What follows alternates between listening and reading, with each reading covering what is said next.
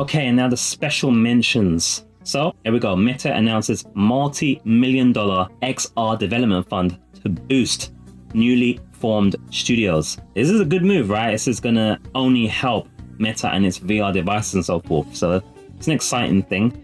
And as a developer myself, I'm getting back into it, by the way. If you're interested in that, then you can check out Way of the Pigeon on YouTube. But getting that developed up again. This is interesting because I definitely would like to test out some development stuff with my devices since I've got them. I might as well use them. Well, I say devices, it's really only the Quest that you can really test it with. PlayStation VR at the moment too, I don't know if that's going to be let you develop and test on. That's another argument. So that's a cool thing. Also combined with that is the fact that HTC is giving devs a big revenue share boost on its VR platform. I think it was something like 90%. So that's another thing. So there's lots of money to be had if you're a developer of VR, it seems. And you keep the costs at a level that is sustainable so that you can take advantage of the money that is being handed out, hopefully like candy. In other stories, Apple is adding support for Vision Pro's input system to WebXR. I forget what this was actually about, but apparently it's a way that lets it interact with the web more easy without controllers. They didn't like it before, so that's good for any Vision Pro people. This is really cool. Meta has extended its Quest 3 Asgard's Wrath 2 bundle offer through to the end of June.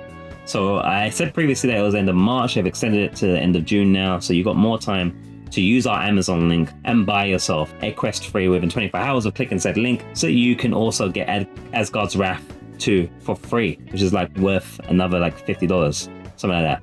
So it's a good deal. And it's good that they're extending it. Servius. Is it Servius? Servius affirms Alien VR game is still in development. So apparently they announced in 2022 that they was making this alongside with 20th Century Games. I suppose it's a play on 20th Century Fox. And it's still in development. It's still going to happen. So a VR game of Alien freaks me out. I don't know about you guys there. It freaks me out because if you ever played the flat version, which was Alien Isolation, that was one of the scariest games I've ever played, especially with headphones. Me and a friend was playing it at the same time. Yeah, never again. It is one of the most terrifying.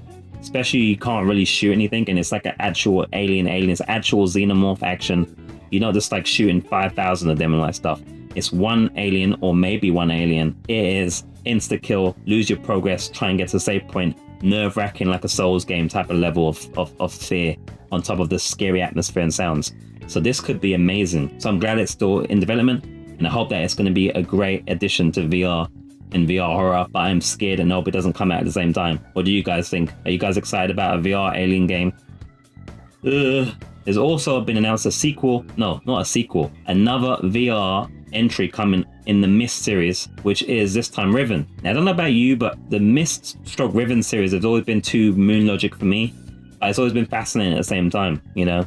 It could be cool to walk around with it in VR until you get stuck. But otherwise, if you're one of those rare people that actually could figure out that game without using a walkthrough, this is great news. The more VR games, the better, I say. Meta has released new mixed reality showcase for Unreal Engine developers. So the GDC has been going on, and that's what they've done. It can only excite developers. It's a good thing, good move again by Meta. You know, as I've said in my review videos and so forth, if you haven't watched those, check it out. It's the ones with the cats, or ones with me as well. Anyway, cat and the dog, I should say. Cat and the dog at time of publishing. As I said already, there's no doubt that Meta is heavily in when it comes to supporting VR compared to Sony, who we're not sure about at the moment. We're not sure at the moment at all. But there you go. That's cool. And after building one of VR's most successful games, Beat Saber founder plans to take a break from VR. And his nickname is Split, as my nickname is Integer.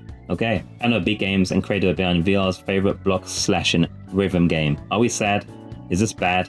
Doesn't matter. Well, everybody needs a break from everything every now and then. I'm sure I'll be back and refreshed and beating the saber out of VR soon enough. But I don't know your thoughts on that. And I think the final one I highlighted here is that Meta, as of the 13th of March 2024, is issuing voluntary recall of early Quest 3 Elite battery straps due to charging faults. There was problems with the $130 Elite battery strap thingamajig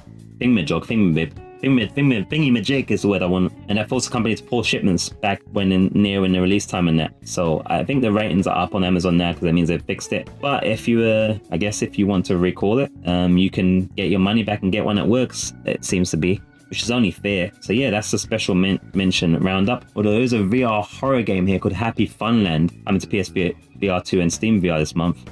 apparently. So I'm gonna have to put that in the list and check it out. It's been a long time since I played a horror game though, so maybe apart from Resident Evil or Net, am I too wimped out for these now? Share your thoughts below. Okay, in this episode, we're going to mix it up with the second segment, which might be the first segment, depending on what order things are. This time, we're going to do some trivia, some VR XR trivia. This one's actually posted in the community post section, so it's been some interesting answers. Most of you got this one right already, but I want to see how many of you get it right now. So, question is, and it's a tricky one, what was the first commercially available virtual reality headset? Hope you've all been doing your homework, VRers. Was it A. Oculus Rift, B. HTC Vive, C. Nintendo Virtual Boy, or D. Sony PlayStation VR 1? Good luck, and remember, I'm watching, so no cheating. Throw in your answers in the community post that is linked in the pinned comment on the YouTubes, or anywhere else where I can link that. If it's like Spotify or something, I'll put like a link if it lets me, but otherwise at JustVRGaming on YouTube if you want to play along. Well done if you've done it right. If you've done it wrong, watch more videos and do your homework. Here, I mean, forget everywhere else. Watch videos here, learn stuff, and then watch everywhere else afterwards.